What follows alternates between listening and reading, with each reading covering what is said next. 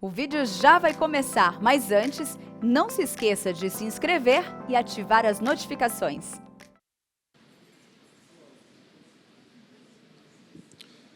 Graça e paz do nosso Senhor Jesus Cristo, a amada igreja, com grande alegria, estamos aqui mais uma vez. Aqueles que vieram às 8 já prestaram culto, os que chegaram agora vão prestar culto às 11. É um privilégio que nós, como povo de Deus, temos aos domingos. Não apenas sermos chamados seus filhos, mas também podemos nos reunir como igreja para adorá-lo. A aula de hoje ela vai ser fundamentada em 2 versículos. Nesses 2 versículos eu quero explorar com vocês um assunto importante, mais para frente eu vou dar o tema da aula. Não sei se ficou bom para os irmãos lerem aí, mas de qualquer forma eu vou lendo aqui, os irmãos vão acompanhando, porque eu creio que é um tema importante, é um tema bastante necessário para o tempo que nós vivemos, né? Nós somos crentes, vivendo num mundo caído, e é sobre isso que nós vamos falar um pouco. Então, o texto base, Provérbios 26, versos 4 e 5. Então está escrito assim na palavra do Senhor: não respondas ao insensato segundo a sua estultícia, para que não te faças semelhante a ele. Ao insensato, responde segundo a sua estultícia, para que não seja ele sábio aos seus próprios olhos. Vamos orar. Pai, a tua palavra foi lida, será exposta. Peço que o Senhor abra o nosso coração, que o teu Santo Espírito atue em nosso coração, transformando o nosso coração, e que o Senhor me auxilie nesse momento, para que a mensagem que seja entregada seja uma mensagem fiel à tua palavra. É no nome do teu Filho Jesus Cristo, nosso Senhor e Salvador, que nós oramos e agradecemos. Amém. Então, quando nós olhamos esses 2 versos, no primeiro momento parece estranho. É para responder ao insensato ou não? Um verso fala que não, o outro verso fala que sim. Um ateu, ele vai olhar para esses 2 versos e a primeira coisa que ele vai falar, tá vendo? Essa Bíblia é cheia de contradições. Mas nós que sabemos que essa é a palavra de Deus, inspirada, inerrante, autoritativa, suficiente, nós pensamos diferentes. Pela graça de Deus, pela ação do Espírito Santo, nós somos capazes de olhar para esse texto e pensar da seguinte maneira: como será que eu tenho que entender o que Deus está me dizendo aqui? O que Deus está comunicando para o seu povo através desses 2 versos? Então, nós vivemos hoje, e na verdade isso desde a queda, desde Gênesis 3, o povo de Deus vive no meio de uma geração corrupta e perversa, pervertida. Essa convivência entre crentes e descrentes, naturalmente, as nossas relações serão afetadas. Nós somos chamados para sermos santos, mas nós continuamos no mundo. E isso pressupõe que eu e você nos relacionaremos com aqueles que não têm a mesma fé que nós temos. E porque nós temos que nos relacionar com eles, e por nós sabermos que eles estão longe de Deus, que eles estão mortos espiritualmente, você vai ver que vai ter hora que as ideias não vão bater. Eu ouso dizer que nas últimas 3 décadas, a relação entre crentes e descrentes mudou muito.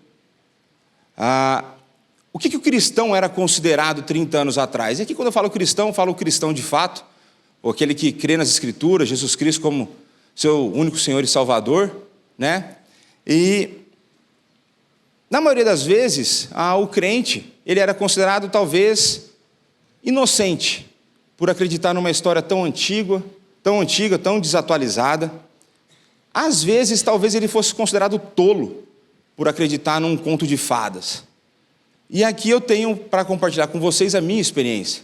Eu não nasci num lar cristão, mas Deus, pela sua graça, começou um trabalho de salvação na nossa casa, pela minha mãe. E eu lembro que eu tinha por volta dos meus 10, 12 anos, quando minha mãe começou a de fato ficar firme na igreja, que eu tinha vergonha de falar para as pessoas que minha mãe era evangélica. Olha no que deu, né? Estou aqui hoje.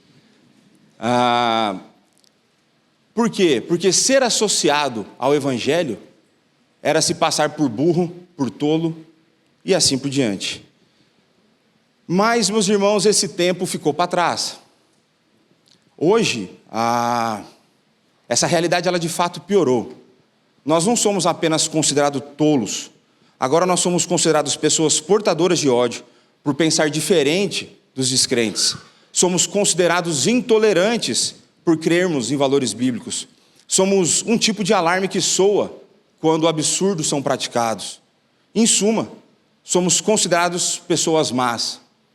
Somos odiados, pois a nossa opinião não deixa com que as pessoas vivam felizes ou buscando a felicidade como elas bem entendem.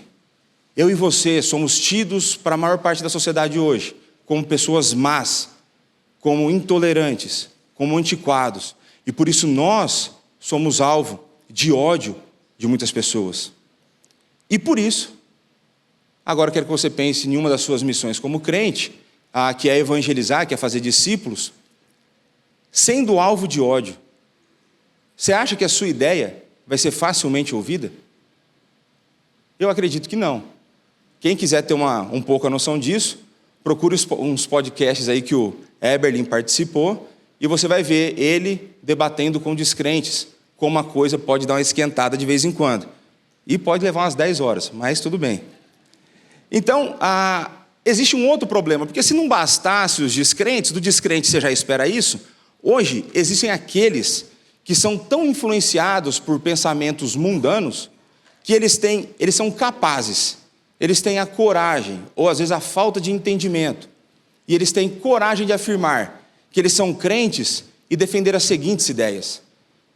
Tem pessoas hoje em nosso meio que se dizem cristãs, e defendem um assassinato de crianças dentro do ventre materno. Você vai ter pessoas que se afirmam ser crentes e defendem o feminismo, ou o machismo, ou ainda mais o homossexualismo. Hoje você tem que explicar, e você vai ver que é pior do que isso, a gente tem que explicar que homem gosta de mulher e mulher gosta de homem. Mas mais do que isso, hoje você tem que explicar que homem nasce homem e mulher nasce mulher. Nós vivemos numa época que os crentes possuem o mesmo amor pelo dinheiro que os descrentes. Que os planos, os objetivos de vida, todas as metas de vida são iguais às dos descrentes. E mais do que isso, o meio para conquistá-las é exatamente os mesmos. Mas as pessoas afirmam ser cristãs. Nós vivemos numa época que Chesterton, um pensador, previu: chegará o dia em que teremos que provar ao mundo que a grama é verde. Nós temos que provar que homem é homem, mulher é mulher. XX é XX, XY é XY. E assim por diante. Então, meus irmãos, eu vou dar o tema dessa aula aqui, né, na verdade, um pouco do contexto dessa aula, e eu vou usar termos bíblicos para vocês não ficarem ofendidos, tá bom? Nós vivemos na era da estupidez. Nós vivemos na era em que a estupidez reina, ela impera. E a pergunta, então, a ser respondida é: como estabeleceremos um diálogo para testemunhar de Cristo e apresentar os valores bíblicos? Como que nós vamos conviver com essas pessoas, como as que eu acabei de descrever? Então, portanto, eu quero falar com os irmãos do posicionamento cristão na era da estupidez. E aqui eu estou usando o termo bíblico, tá? Não fica ofendido comigo. Eu vou mostrar para vocês que isso está na Escritura e está nos 2 versos que nós lemos. Então, antes de eu entrar no texto, a primeira coisa a gente precisa entender um pouco do livro de Provérbios. Né? Então, quando a gente entra nas Escrituras, para compreender as Escrituras, é importante que, para ter essa correta interpretação, eu preciso identificar uma das coisas que a gente vai precisar identificar é o gênero literário, mas nós precisamos estar cientes de que Deus nos deu o Espírito Santo, porque o Espírito Santo abriu o nosso coração e o nosso entendimento. É possível que a gente entenda a Escritura. E a segunda coisa que nós precisamos entender é que Deus nos deu capacidade cognitiva, mais para uns, menos para outros. O pecado afetou mais um do que outros, normal, faz parte da vida. Eu fui bastante afetado por isso. Mas nós temos que usar essas duas coisas: saber que o Espírito habita em nós e sabermos que Deus nos deu a razão, por exemplo, para entender as Escrituras. E quando a gente pensa, então, no livro de Provérbios, a gente tem que entender o gênero. E os gêneros são ditos sapienciais, é sabedoria humana inspirada por Deus. Não é uma narrativa, não é um texto profético, não é poesia, são provérbios. E aí, segundo Allen Ross, o livro de Provérbios é uma maravilhosa coleção de ditos de sabedoria e instruções para se viver uma vida útil e efetiva. Essa literatura dá instruções para se viver enquanto se pondera sobre as dificuldades da vida. O livro de Provérbios nos ajuda a transitar nesse mundo caído. O livro de Provérbios é inspirado. Ali você não tem promessas, muitas vezes, mas você tem sabedoria para ser aplicado no dia a dia. E um outro comentarista, o Raymond Ortlund, ele colocou: isso significa que Deus quer nos ajudar. O livro de Provérbios é a ajuda prática vinda de Deus para pessoas fracas como nós, que caminham tropeçando na vida diária. É o conselho de Deus para o perplexo, sua força para o derrotado, seu alerta para o orgulhoso, sua misericórdia para o quebrado. O livro de Provérbios é o Evangelho, boas novas para o inepto através da sabedoria de outro. Nós temos toda a razão para recebê-lo com todo o coração. Então, Provérbios é palavra de Deus. E se ele é palavra de Deus, aqueles dois versos vão se conversar. E o meu objetivo aqui hoje é fazer com que eles fiquem mais claros para vocês. Mas isso também não significa que, por ser a palavra de Deus, que todas as passagens vão ser igualmente claras. Você pode ler o primeiro capítulo da Confissão de Fé de Westminster, vai estar claro lá, né, os sábios que escreveram a Confissão de Fé vão dizer que nem todas as passagens das Escrituras são igualmente claras. Mas teve um camarada nosso que falou isso um pouco antes, Pedro. Pedro falava que tinha coisas que Paulo escrevia que eram difíceis de entender. Então existem passagens que são mais difíceis, mas não é porque elas são difíceis que elas são impossíveis, ou que elas não são a palavra de Deus. E uma das coisas que normalmente nos ajuda no entendimento das Escrituras é o contexto. Agora tem um problema, Provérbios não vai ter contexto. Um provérbio é um provérbio. Se eu for para os versos anteriores e posteriores, não tem nada que me ajude a entender esses dois versos. O que tem lá? Que existe uma seção falando sobre o insensato. E se você for olhar o dicionário lá do hebraico, a tradução mais literal, e eu creio aqui que muitas vezes na tradução a gente tem um pouco dessa ideia de dar uma aliviada, a palavra para insensato no hebraico significa estúpido. Por isso que eu disse que a gente vive na era da estupidez. Então o texto de Provérbios está falando que nós não devemos responder ao estúpido segundo a sua estupidez, segundo a sua tolice. E o outro verso vai dizer que nós devemos responder ao estúpido segundo a sua estupidez. E aí eu tenho que deixar aqui a gratidão a um pastor, Richard Pratt. O entendimento desse texto para mim foi muito influenciado por esse homem, né? Recomendo qualquer coisa que você encontrar dele, pode ler.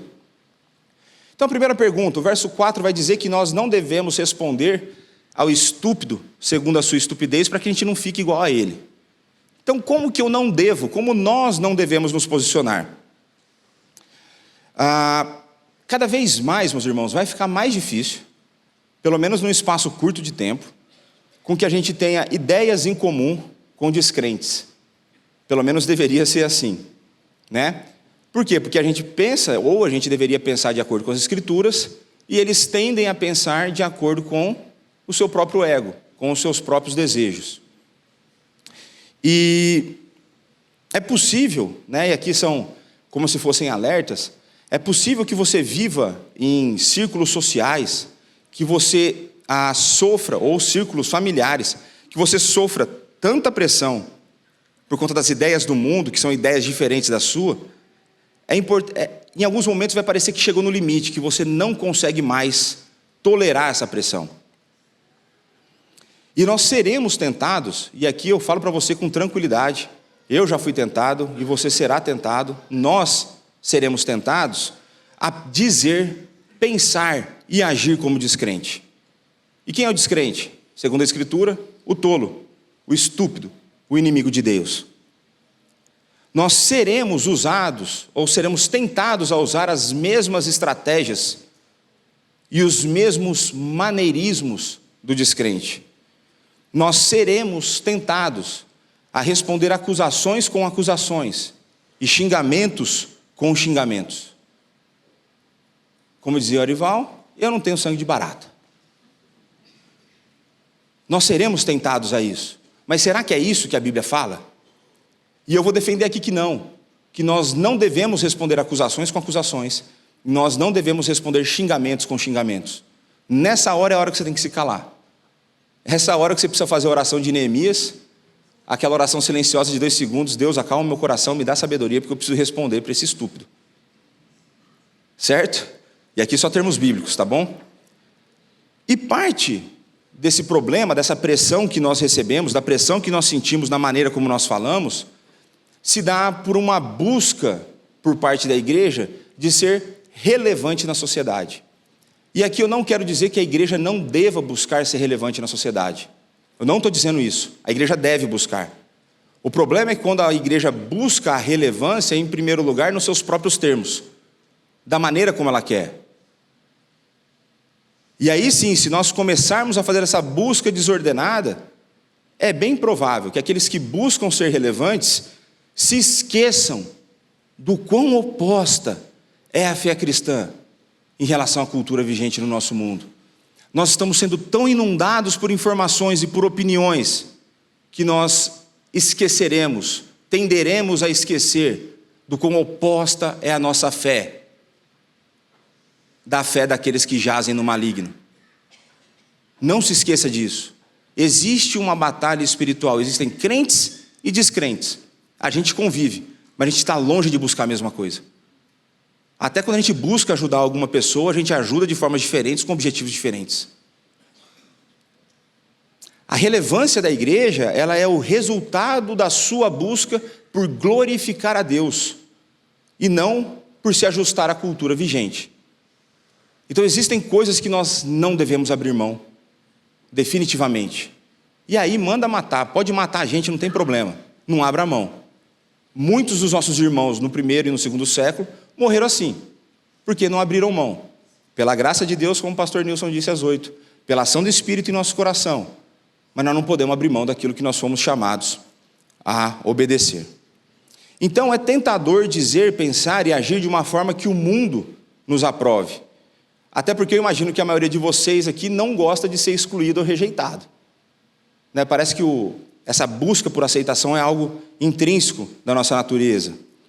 Eu creio que você deseja manter o seu emprego, a sua vaga na faculdade, o seu grupo de amigos, a união da sua família.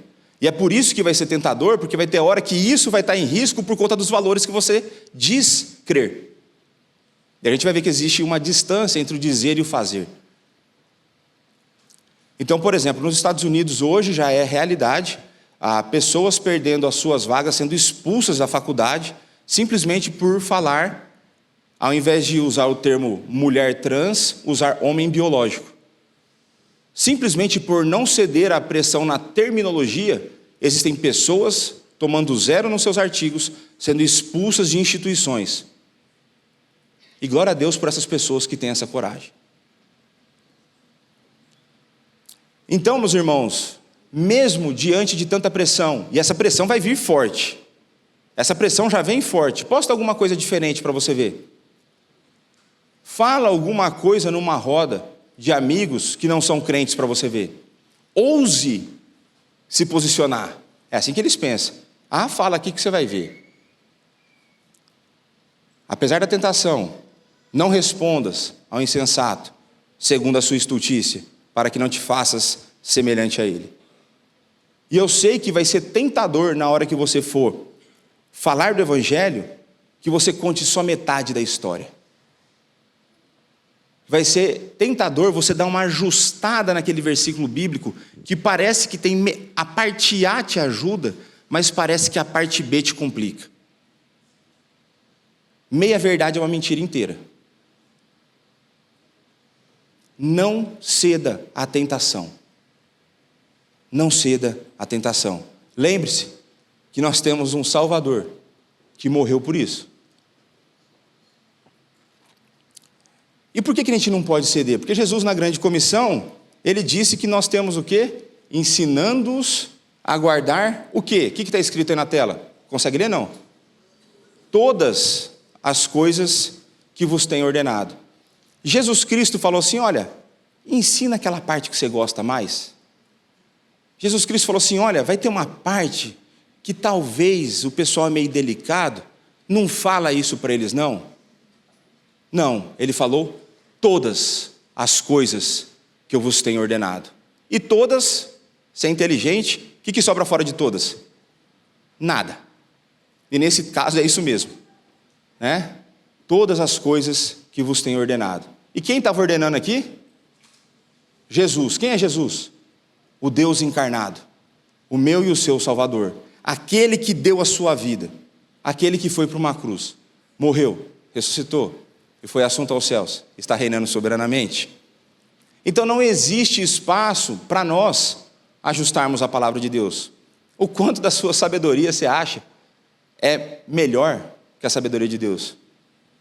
O quanto você acha que você sabe mais e melhor para ensinar alguém do que o próprio Deus?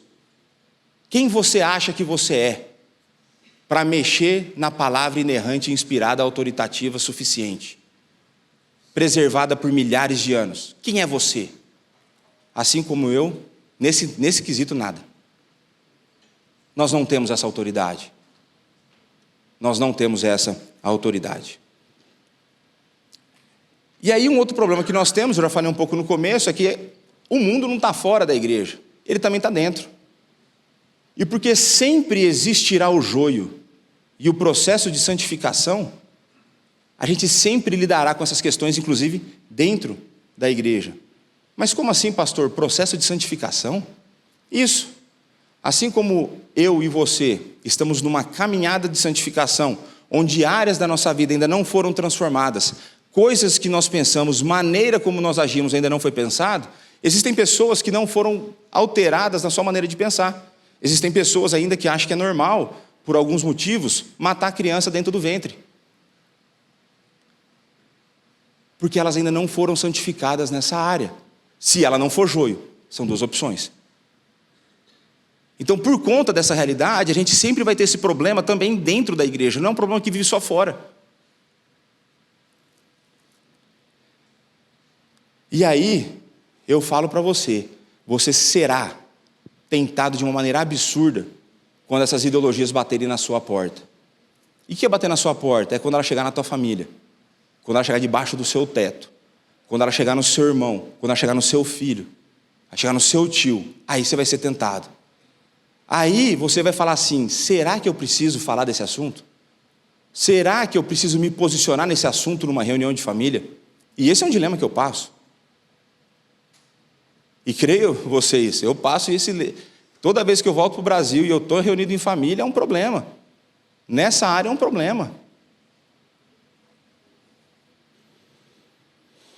Em alguns momentos, parecerá irresistível ceder essas tentações.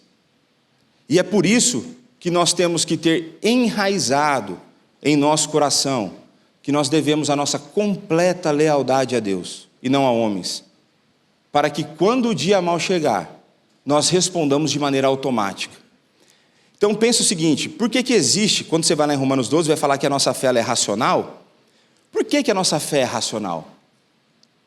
Porque se a gente dependesse de sentimento, na hora do dia mau, na hora que você recebe a notícia, tua mãe tem câncer, o teu pai tem câncer, o teu irmão morreu num acidente de carro, o teu filho tentou suicídio. Porque quando chegar nesse momento, os teus sentimentos não te ajudarão a confiar em Deus. Mas aquilo que você sabe, aquilo que você crê, aquilo que você estudou, aquilo que o Espírito Santo foi colocando no seu coração conforme você foi estudando, de maneira automática vai responder. É disso que a gente precisa. A gente precisa de resposta automática. Bateu na porta, minha fidelidade ao Senhor, e que venha para cima de mim. Nós seremos tentados. E você vai ser tentado tanto em situações que podem ser mais distantes num sentido emocional e outros que são mais próximos no sentido emocional. Você vai ser tentado a ceder, você vai ser tentado a não se posicionar para não perder o seu emprego. Porque você acha que é você que traz o teu sustento.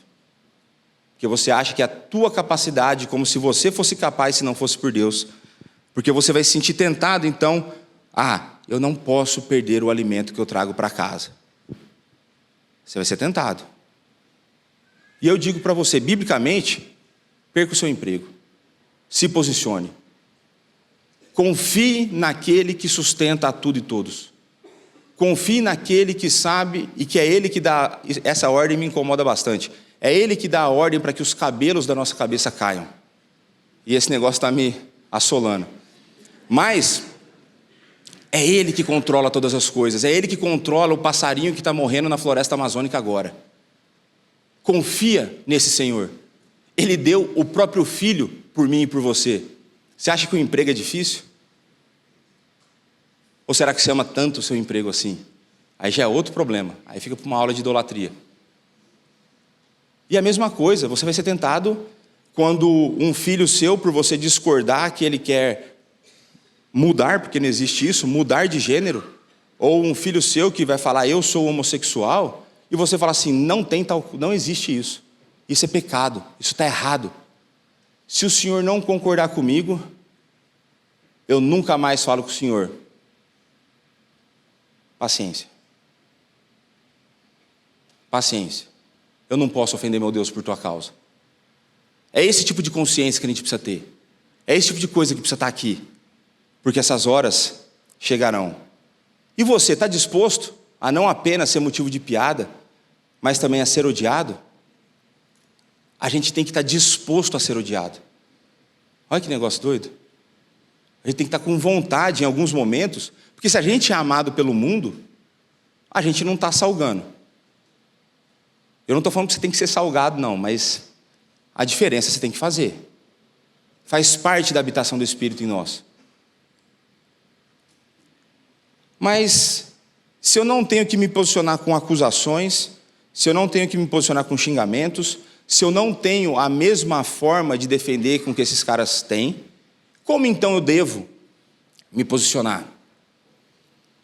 Então, ao insensato responde segundo a sua estultícia, para que não seja ele sábio aos seus próprios olhos. Pergunta, será que a gente precisa se posicionar?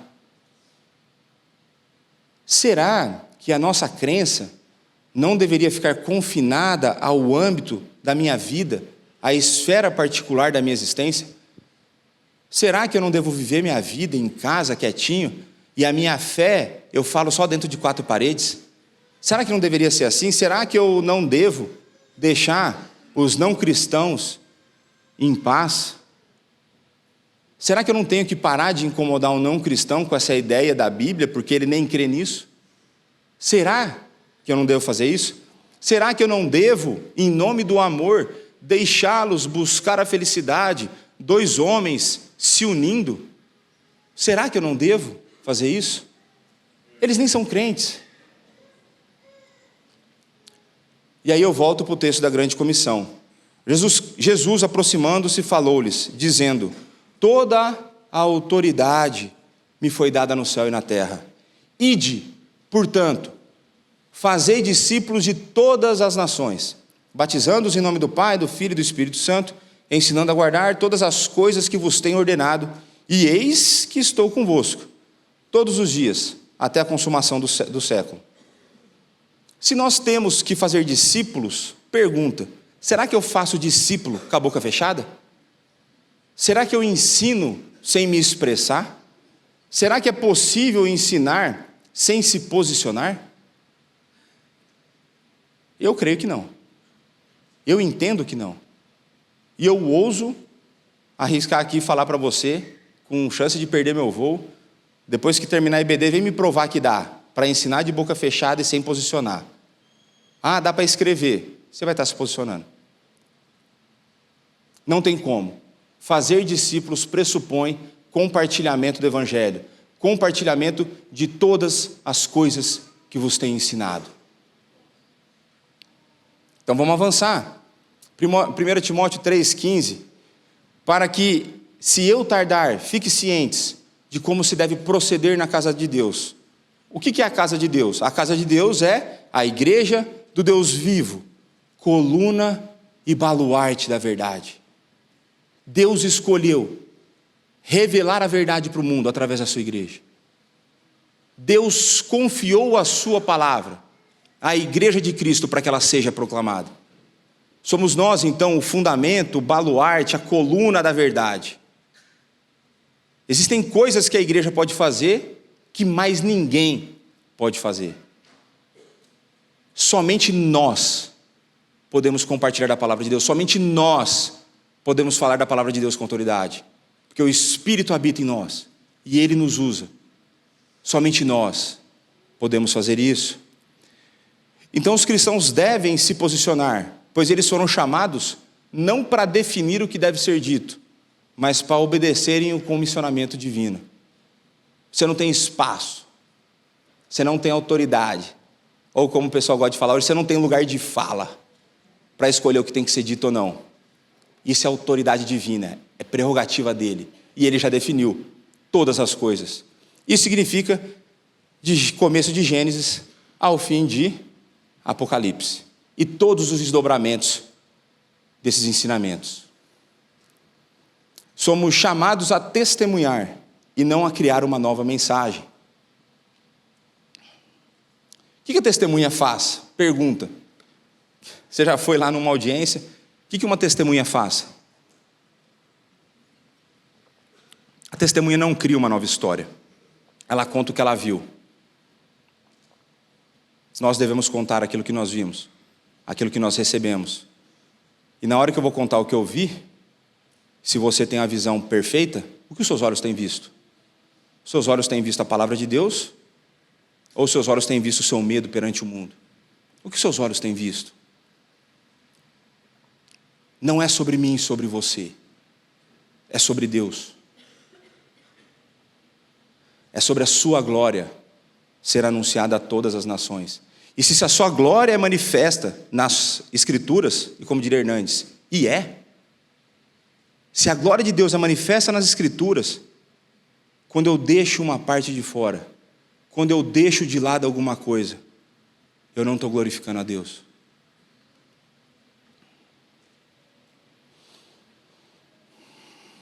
Agora eu vou pedir que você acompanhe, porque eu creio que o texto ficou pequeno. Abra lá em Romanos 1, e eu vou ler aqui velocidade da luz. Romanos 1, de 18 até o final do capítulo. E eu quero que você, conforme eu for lendo, você for ouvindo, vá pensando no tempo que nós vivemos. Vá pensando no meio da sociedade que a gente vive. Então está escrito assim na palavra de Deus: a ira de Deus se revela do céu contra toda impiedade e perversão dos homens que detêm a verdade pela injustiça. O deter aqui é a ideia de suprimir, de prender, de substituir. Eles trocam a verdade de Deus pela injustiça do homem, porque apartado de Deus não tem justiça. Mas vamos seguir. Porquanto o que de Deus se pode conhecer é manifesto entre eles, porque Deus lhes manifestou. Porque os atributos invisíveis de Deus, assim como o seu eterno poder, como também a sua própria divindade, claramente se reconhecem desde o princípio do mundo, sendo percebidos por meio das coisas que foram criadas. Tais homens são, por isso, indesculpáveis. Porquanto, tendo o conhecimento de Deus, não glorificaram como Deus, nem lhe deram graças, antes se tornaram nulos em seus próprios raciocínios, obscurecendo-lhes o coração insensato, estúpido. Inculcando-se por sábios, tornaram-se loucos, que creem que um homem pode ser mulher e uma mulher pode ser homem, por exemplo. E mudaram a glória de Deus incorruptível em semelhança da imagem de homem corruptível, bem como de aves, quadrúpedes e répteis. Por isso, consequência, Deus entregou tais homens à imundícia, pela concupiscência de seu próprio coração, os desejos carnais de seu próprio coração, para desonrarem o seu corpo entre si, pois eles mudaram a verdade de Deus em mentira. É consequência, adorando e servindo a criatura em lugar do Criador, o qual, o Criador, é bendito eternamente. Amém. Por causa disso, os entregou a paixões infames, porque até as mulheres mudaram o modo natural das suas relações íntimas por outro, contrário à natureza. Semelhantemente, os homens também, deixando o contato natural da mulher, se inflamaram mutualmente em sensualidade, cometendo torpeza homens com homens, e recebendo em si mesmos a merecida punição do seu erro, e por haverem desprezado o conhecimento de Deus, o próprio Deus os entregou a uma disposição mental reprovável, para praticarem coisas inconvenientes, cheios de toda injustiça, malícia, avareza e maldade, possuídos de inveja, homicídio, contenda, dolo e malignidade, sendo difamadores, caluniadores, aborrecidos de Deus, insolentes, soberbos, presunçosos, inventores de males, desobedientes aos pais, insensatos, pérfidos, sem afeição natural e sem misericórdia.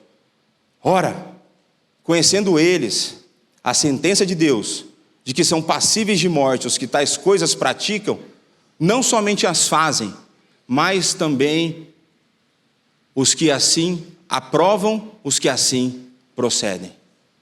Você quer se ajustar ao mundo? Os que assim procedem, aprovando as coisas que são feitas de maneira errada, sofrem as consequências da mão de Deus. Parece Romanos 1 foi escrito esses dias ou não? Ia ser um best-seller hoje, não? Queria ver qual editora ia ter coragem de publicar. E é por isso que eles estão querendo fazer agora uma versão da Bíblia sem discurso ao ódio. É verdade. Já lá nos Estados Unidos está tendo um movimento que eles querem remover as partes que são discurso de ódio. Romanos 1 deixa claro as consequências de não adorar a Deus, de não seguir a Deus e de abrir mão da verdade de Deus, de não se conformar à verdade de Deus. Fique com esse último verso aqui. Não somente as fazem, mas também aprovam os que assim procedem. Para nós não cabe a aprovação dessas coisas. Mas vamos ver o que nosso amigo Pedro fala no capítulo 3, versos de 13 a 18. Ora, quem é que há que vos há de maltratar se fordes zelosos do que é bom? Mas, ainda que venhais a sofrer por causa da justiça. Ou seja, se você fizer o que é certo e ainda assim você sofrer, é isso que Pedro está falando. Bem-aventurados sois. Não vos amedronteis, portanto, com as suas ameaças. Não fiquem alarmados. Antes, santificai a Cristo como Senhor em vosso coração. O que ele quer dizer com isso é, coloque no seu coração quem é o seu Senhor. Afirme isso para você. Você não está mudando nada em Cristo, está mudando em você, com o auxílio do Espírito. Santifique em vosso coração, estando sempre preparados para responder a todo aquele que vos pedir razão da esperança que há em vós. Como que você responde para uma pessoa que fala assim, como que você consegue ser crente se o mundo está indo ladeira abaixo? Se o condenado é solto, o que não fez nada é preso, se as pessoas, moralmente falando, está cada dia pior, se tem pai vendendo a filha para ser estuprada, como que você tem esperança no mundo como esse? Pedro está falando, esteja preparado para responder a isso. E um outro detalhe, para quem Pedro estava falando? Pedro estava falando para a igreja que estava dispersa, fugindo da perseguição. Pedro estava falando para aqueles que sabiam o custo de viver a justiça de maneira correta. Pedro estava falando para aqueles que abandonaram família, suas casas, os seus amigos, muitas vezes a sua igreja, para não perderem a sua vida. É para esse povo que Pedro está falando nessa carta. E ele está falando, se você está sofrendo por conta da justiça, você é bem-aventurado. E como nós gostamos do conforto. Esse tipo de bem-aventurança a gente não quer. Esse tipo de coisa a gente não quer na nossa vida. A gente quer chegar no trabalho e todo mundo sorrir para nós. A gente quer chegar em casa e ficar confortável sem ter nenhum problema para responder na internet. A gente quer viver uma vida em paz com os outros, sem se preocupar como está o nosso relacionamento com Deus. Mas vamos seguir aqui. Fazendo, todavia, olha só como nós devemos responder. Com mansidão e temor, com boa consciência, de modo que naquilo em que falam contra vós outros, Fiquem envergonhados os que difamam o vosso bom procedimento em Cristo. Porque se for da vontade de Deus, é melhor que sofrais por praticardes o que é bom, do que praticando o mal. E na nossa cabeça normalmente é o contrário, né? Já que eu vou me lascar mesmo, deixa eu fazer tudo errado. Ou eu estou pensando aqui besteira? Nunca passou na sua cabeça isso? Já que vai dar errado, vou enfiar o pé na jaca e vou chutar tudo. A Bíblia está falando o contrário. Deus nos diz o contrário. Em muitos momentos a Bíblia vai ser contra-intuitiva e a Bíblia será ofensiva, porque ela ofende o nosso orgulho por conta do nosso pecado. Mas vamos seguir aqui. E qual que é a razão da gente sofrer o mal por fazer o bem? Pois também Cristo, sem pecado, perfeito, Deus encarnado, morreu uma única vez pelos pecados, o justo pelos injustos, para conduzir-vos a Deus. Porque Cristo, o justo, morreu pelos injustos, nós, os injustos, que recebemos justiça do justo, como o Nilson pregou no Culto das 8, por conta disso, Cristo faz o quê? Nos conduz a Deus. Ele restaurou o relacionamento que estava rompido, ele refez a amizade que estava desfeita, ele trocou a ira que estava sobre nós por amor, por conta do justo. E você com medo de sofrer injustiça na sociedade. O teu Senhor só viveu isso na vida dele, basicamente, aqui na terra. E você está com medo. E você está pensando, acho que eu sou meio intolerante mesmo. Talvez eu não deva falar nisso no trabalho, porque trabalho é lugar de falar de trabalho só. É impossível para o crente segregar a sua vida religiosa da sua vida, eu nem gosto dessa palavra, a sua vida secular, porque tudo pertence a Deus. Nós somos um só ser. A nossa alma e nosso corpo são uma só coisa, que só são divididos por conta da consequência do pecado. Se não tivesse pecado, nem separação de corpo e alma teria. Não tem como separar a nossa fé daquilo que nós fazemos, da maneira como nós vivemos e daquilo que nós falamos. Se você está conseguindo viver assim, acende o alerta. Presta atenção, fica atento. Então, como que nós vamos nos posicionar? Da mesma forma, quando são os assuntos, mas completamente diferente na estratégia e na maneira. Nós temos que nos posicionar nos assuntos, mas não da mesma maneira. Por isso que eu não respondo ao insensato segundo a sua estupidez. Porque eu não me comporto, eu não deveria me comportar como ele, eu deveria me comportar como Cristo. Nós temos que ser gentis. Gentileza, ela tem formas de se manifestar, tá bom? Às vezes um homem no outro dando um tapa na cabeça é gentileza. Isso aí está tranquilo. Fomos feitos homens. Tá certo? Então, nós não vamos responder com a mesma estratégia. Nós não vamos responder xingamento com xingamento. Nós não vamos responder subir a voz com subir a voz. E como que nós vamos responder? Nos mesmos assuntos. E aí é por isso que eu defendo que o crente tem que estar no mínimo ciente de assuntos como ideologia de gênero, como homossexualidade, como criação do mundo. A gente tem que saber o que eles pensam. Você não precisa ser PhD, você precisa entender o que está acontecendo na cabeça das pessoas, porque também elas não têm profundidade nenhuma, tá? Se o cara fala como se fosse o mestre, sabe nada. Ele está detendo a justiça, a verdade pela injustiça. Mas você precisa entender um pouco, para que na hora que você for conversar e você for argumentar, você consiga se posicionar. Você consiga apresentar as verdades bíblicas que refutam e rebatem aquelas mentiras. É por isso que eu tenho dado, por exemplo, palestras de ideologia de gênero. Por isso, foi uma coisa que Deus colocou na minha vida, eu não queria. Comecei a estudar ano passado e esse negócio não sai da minha cabeça. Mas por quê? Porque a gente tem que saber, porque isso vai vir com força. A gente tem que saber responder essas coisas. A gente tem que saber, por exemplo, falar que uma pessoa que teoricamente transiciona e usa hormônios do sexo oposto, na idade adulta, a chance dela cometer suicídio é 20 vezes maiores do que uma pessoa normal.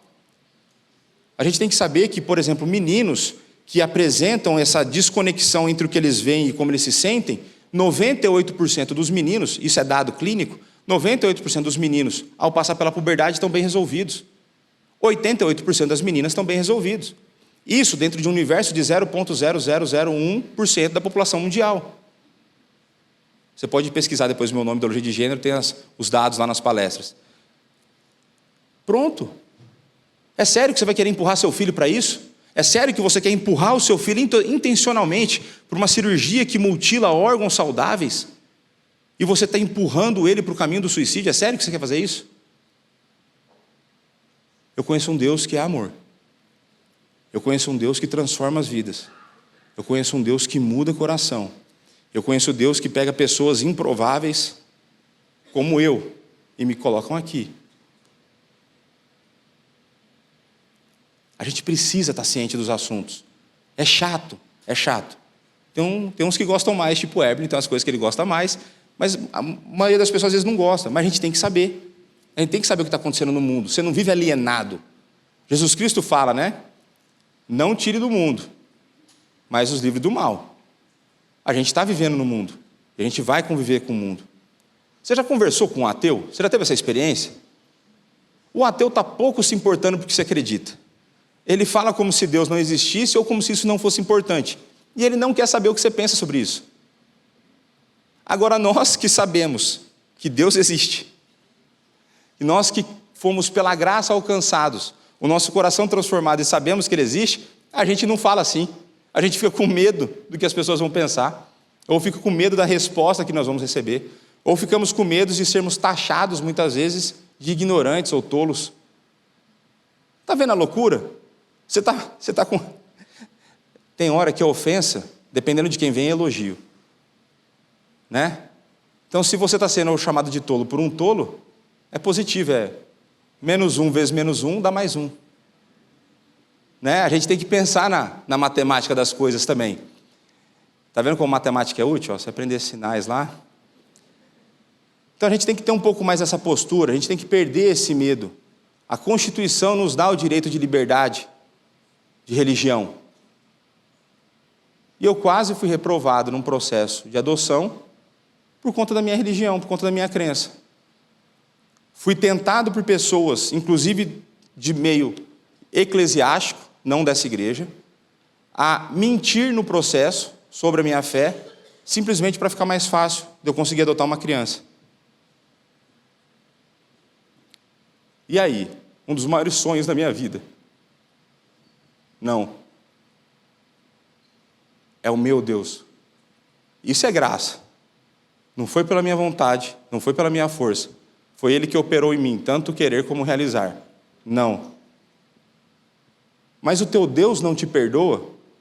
Perdoa, mas o jogo aqui, a questão toda não é sobre Deus, é sobre mim. É a minha fidelidade, não é a dele, Ele é fiel.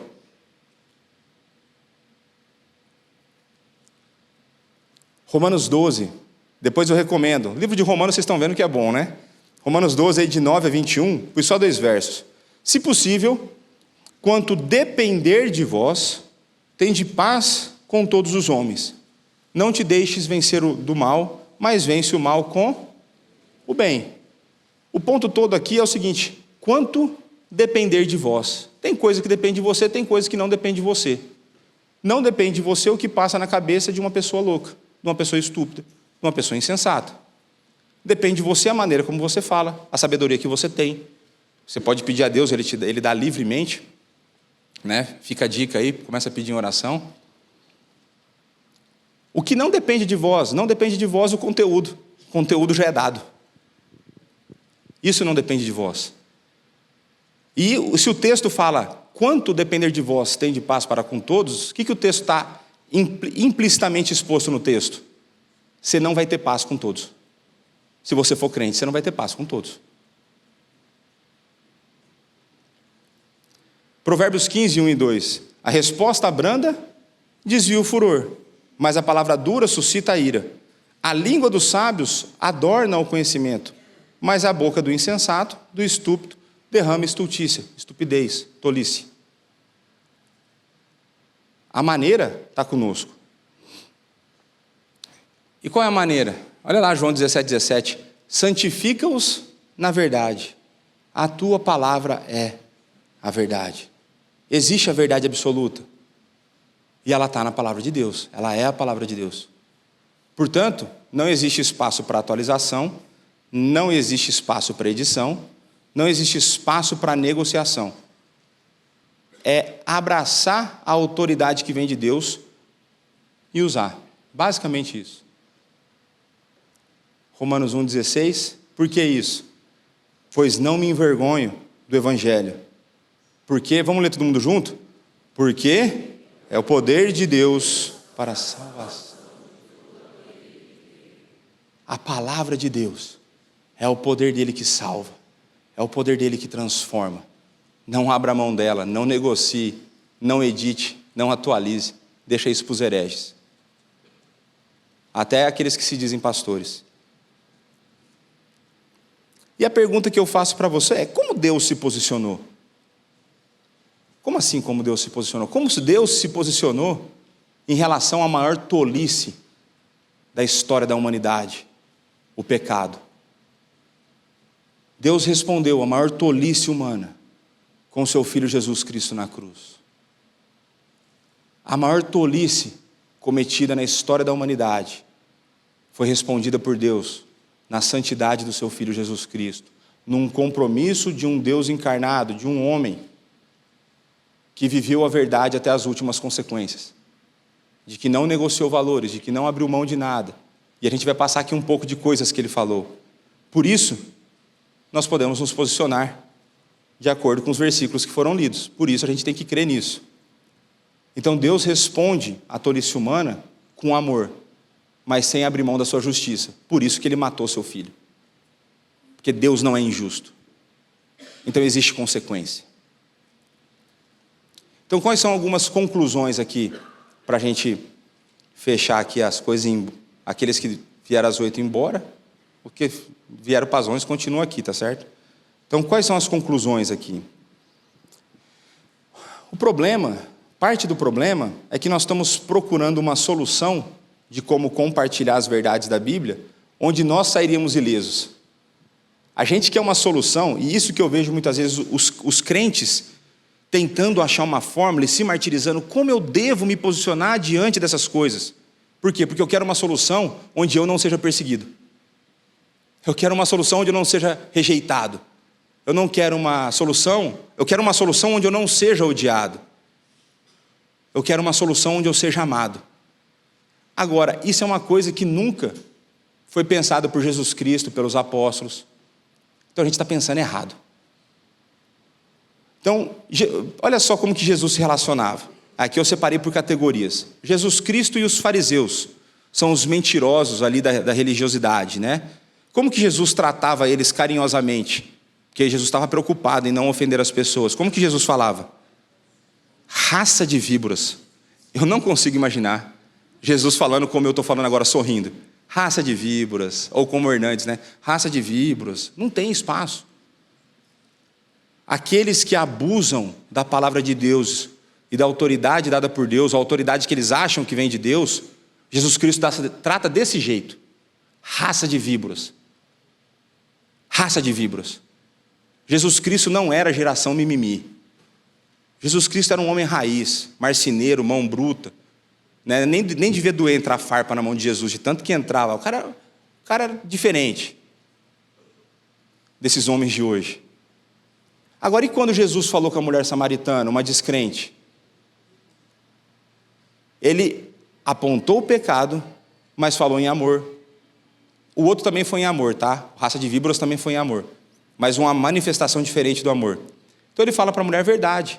Os homens que você tem, não é teu marido esse cara aí mesmo, já teve uns 5, você está bem rodado aí, tudo bem, mas se arrependa. Se arrependa.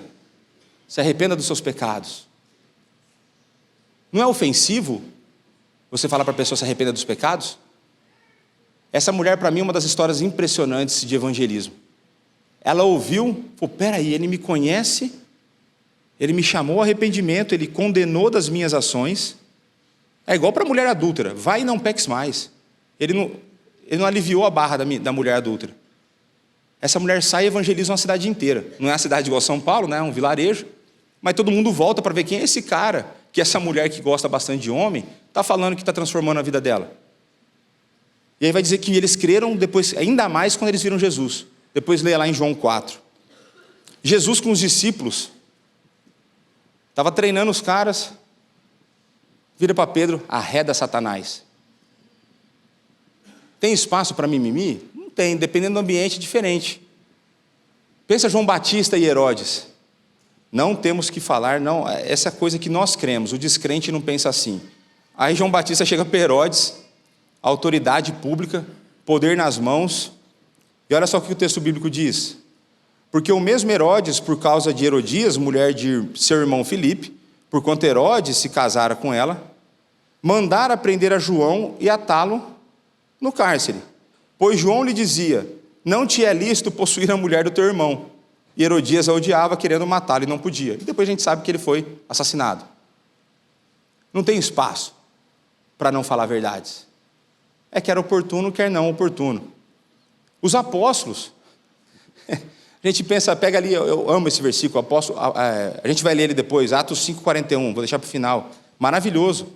Eles não estão muito preocupados da maneira como a gente se preocupa em ser perseguido. Eles não estavam buscando a aprovação humana. Eles não estavam com temor de homens. Eles estavam temendo a Deus, o seu Senhor e seu Salvador. Atos, olha só, uma coisa importante na maneira, porque muitas vezes, só fazer um adendo aqui, muitas vezes as pessoas acreditam que por se tratar de questões espirituais, a gente não deveria usar a razão, a lógica, a oratória, a gente não deve confiar 100% nelas, porque a nossa razão foi afetada pelo pecado, mas Deus nos deu condições de usá-las e estruturar um discurso, igual eu estou fazendo aqui hoje, bem ou mal é outra história, mas eu estou entregando uma mensagem para vocês, tentando ser de maneira lógica, organizar tudo mais. Olha o que Paulo fazia. Durante 3 meses, Paulo frequentou a sinagoga, onde falava ousadamente, dissertando e persuadindo. Você vai usar técnicas de convencimento com a palavra de Deus, com respeito ao reino de Deus. Não era ideia dele, não era ideologia política dele, era a Bíblia. É outra coisa que a gente precisa pensar, a gente tem que parar de fundamentar aquilo que nós cremos em raciocínios lógicos e sair brigando por aí por conta disso, porque isso vira briga política. O crente crê nas escrituras, porque daí se o cara estiver brigando com você, está brigando com Deus, aí brigou com o mais velho, está tranquilo, ele vai resolver. Fundamente as suas crenças nas escrituras. Pense em Estevão, depois leia Atos, cara, de 1 até 7 ali, você vê Estevão falando para os fariseus ali, para os religiosos da época, aqueles que vocês mataram. Era falando na cara, não tinha meias verdades. E aí, Paulo falando com Timóteo, jovem pastor, provavelmente passando algumas crises, 1 Timóteo 3,12, ora, todos quantos querem viver piedosamente em Cristo Jesus, serão perseguidos. Não é opção. Não é opção, é uma afirmação, vai acontecer. Por isso, toda semana eu oro para Deus me dar coragem para eu tomar decisões bíblicas, ainda que difíceis. Toda semana, está lá, quarta-feira. Eu tenho um Excel de oração, né? Então na quarta-feira tem lá um pedido. Coragem para tomar decisões bíblicas. Porque isso vai nos custar. Mas Jesus falou para a gente não temer aqueles que podem matar o corpo.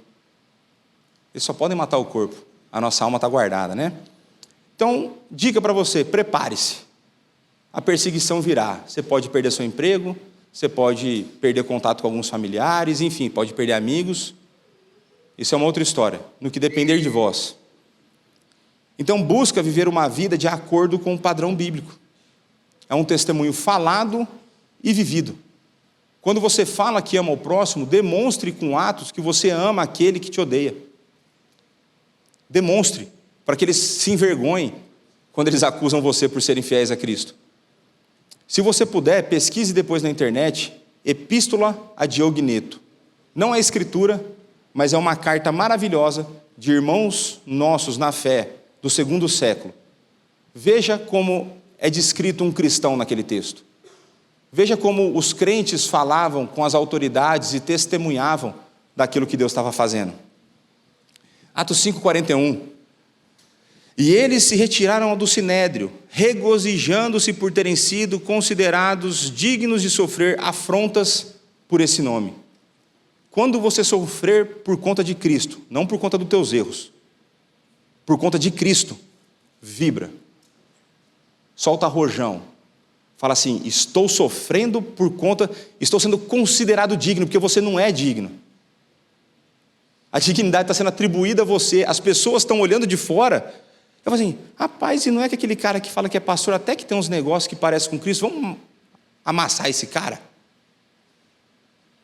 Vibra quando isso acontecer, porque as pessoas estão te equiparando, estão te comparando com aquele que é perfeito, com aquele que viveu uma vida de perfeição e deu a sua vida por nós.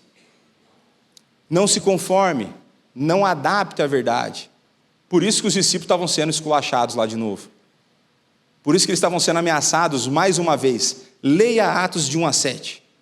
Hoje, domingo, dia do Senhor, você não, troca lá uns minutos lá do seu lazer, alguma coisa. Vai ler a palavra que transforma a sua vida. Lê lá Atos de 1 a 7. Lê Romanos 1 e 3. Onde vai falar do homem natural, afastado de Deus, que ele não quer o bem, ele não quer saber de bem, ele não quer saber de Deus. Vai lá entender onde você está vivendo. Separa um tempo hoje para fazer isso. Creio que você vai ser abençoado. Senta em família e leia Atos de 1 a 7 com seus filhos hoje. Começa a inculcar no teu filho, começa a pôr nos teus filhos, no coração deles, o desejo de viver uma vida fiel a Deus e cientes do sofrimento que virão. Começa a pôr, crie crianças corajosas. O mundo já está cheio de covardes. Crie crianças corajosas. E aí, para encerrar, outro irmão na fé, segundo século, Justino Marte, um do que nós chamamos aí pais apologistas, isso aqui, só para vocês terem noção, são caras da segunda geração de crentes. Foram homens que podem ter sido discipulados pelos apóstolos, É desse tipo de gente que eu falei aqui, o Diogneto, agora o Justino Marte. Procure depois a história de um homem que eu amo, agora preciso lembrar o nome dele. Mas eu amo a história dele. Até o final, eu espero que Deus me lembre aqui.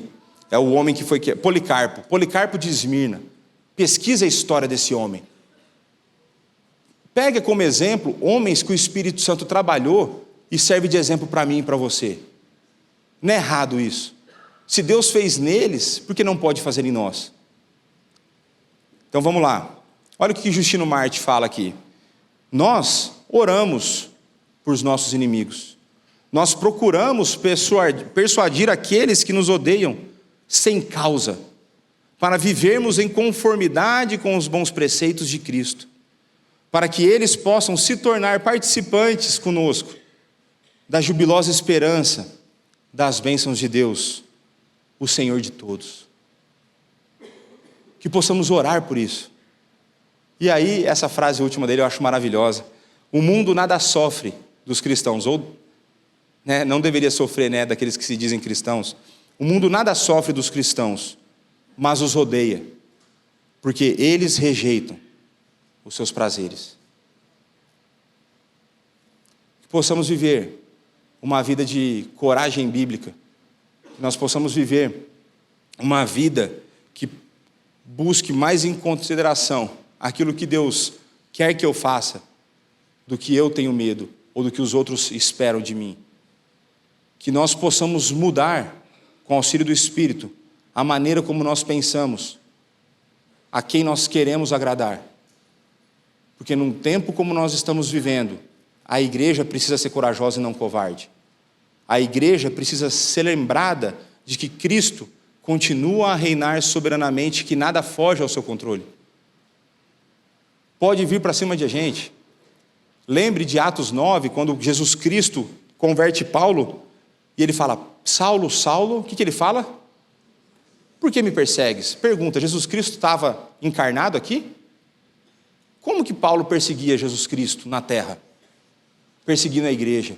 Porque nós que estamos unidos com Cristo, quando mexe com a gente, mexe com Ele.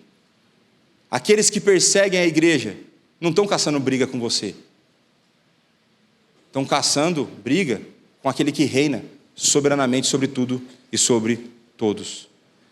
E aqui eu quero deixar para vocês 4 indicações de leitura para auxiliar vocês a começarem a pensar nesses termos e nessas realidades. Se você tiver o inglês aí um pouco mais afiado, é um livro que infelizmente ainda não foi traduzido para o português, que é Apologética Pactual. Apologética é a ideia de defender alguma coisa, é como nós defendemos aí a nossa fé, a do Scott Oliphint, um livro excelente. O segundo livro, A Intolerância da Tolerância. Aqueles que pregam tolerância a todos são intolerantes contra os cristãos. Um livro do Carson, da editora Cultura Cristã. Livro bom? Muito bom, mas muito chato. Agora, vale a pena se esforçar para ler. É por isso que eu estou falando para você, foi chato para eu ler. Mas vale muito a pena para você entender a loucura que acontece no mundo e a partir de uma perspectiva bíblica. A intolerância da tolerância. Vocês vão ver que isso é uma fake news, né? Aqueles que pedem tolerância estão compartilhando fake news. O terceiro livro aqui, Pensamentos Secretos de uma Convertida Improvável, da Rosária Butterfield. Esse livro é da editora Monergismo. Esse livro ele é muito interessante, porque a gente vai ver que como com perguntas simples você pode pôr uma brasa na cabeça das pessoas. Como a pessoa vai questionar tudo aquilo que ela crê com perguntas simples. É uma história de uma ativista do pessoal do alfabeto lá, né? LG, o pessoal do alfabeto todo lá. Ela era uma ativista disso, e ela tinha namorada, tinha tudo, e ela escreveu um artigo sobre alguma coisa religiosa, e um pastor presbiteriano mandou uma carta para ela. E aí, na edição do jornal que ela trabalhava lá, tinha 2 caixas, cartas de ódio e cartas de amor, a resposta ao artigo. E essa carta do pastor presbiteriano, ela não sabia onde pôr. Ficava em cima da mesa. E o cara fez 3 perguntas para ela. Abençoado irmão, você crê em Deus? Como você chegou a essa conclusão? E como você sabe que é verdade aquilo que você acredita? Até a gente consegue essa, né? Essa mulher entra numa crise. E aí começa uma história de evangelização de um pastor com essa mulher. Vale a pena esse livro. E o último livro, esse em português, do mesmo autor do primeiro, A Batalha Pertence ao Senhor. É um livro muito bom, se eu não me engano também está na editora Monergismo, falando dessa ideia de como nós articulamos a nossa fé, cientes de que a batalha é dele e não nossa. Nós somos instrumentos no jogo. É só a gente jogar, que a vitória vem dele, está garantida. Tá certo? Então vamos orar para encerrar? Pai, muito obrigado pela tua palavra que foi lida e exposta. Muito obrigado pelo seu amor para conosco. Muito obrigado pelo nosso Senhor e Salvador Jesus Cristo, aquele que viveu uma vida de perfeição, morreu numa cruz, foi ressuscitado, assunto aos céus e reina soberanamente. Ao mesmo tempo, Pai, perdoa-nos, pois somos fracos, somos medrosos, temos pouca convicção na tua palavra em diversos momentos. Nós muitas vezes tememos mais aos homens do que a Ti. Perdoa-nos, Pai. Perdoa-nos, pois não somos dignos. E ao mesmo tempo, Senhor, manda o Teu Espírito transformar o nosso coração. Ajuda-nos nas nossas fraquezas. Dá-nos coragem. Dá-nos força. Dá-nos sabedoria. Dá-nos amor pelo perdido. Dá-nos gentileza no falar. Dá-nos estratégia na exposição. Dá-nos comprometimento com a Tua palavra. Dá-nos cada vez mais comprometimento com o Senhor e com aquilo que o Senhor tem proposto para nós. Dá-nos cada vez mais comprometimento com o comissionamento que o Senhor nos deu. Ajuda-nos a fazer discípulos de todas as nações, ensinando-os todas as coisas que o Senhor tem nos dado e ensinado.